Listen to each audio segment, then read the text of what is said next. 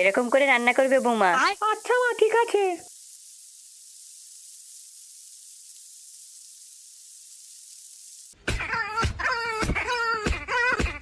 কি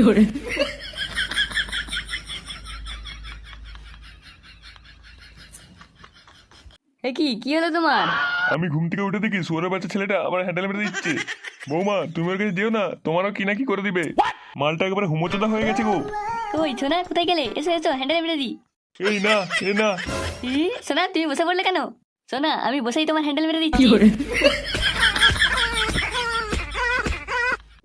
এই ফুটো এখন কেমন আছে রে? পল্টুদা, ফুটোদা এখন শরীরের দিকে ঠিক আছে, কিন্তু এই মাথায় আঘাত লাগার জন্য পুরো মাথা ব্যথা চুদে গেছে।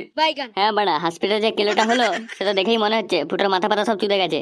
আমাদের বন্ধুর যেরকম অবস্থা করেছে তাকে পেলে না এবার পদের বিচি মাথায় তুলে দেবো। বাড়া চল তো দেখি একবার মদনদার দোকান এইসব নিয়ে একটু খোঁজ করি।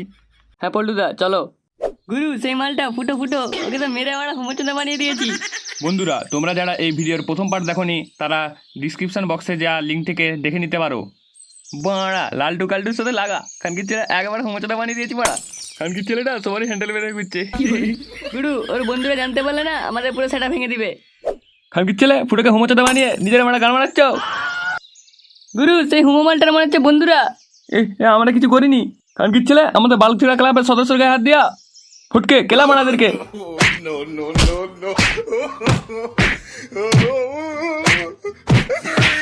মাগো মা, কি সুন্দর বডি, আমি একটু যাই হ্যান্ডেলটা মারি দিয়ে আসি।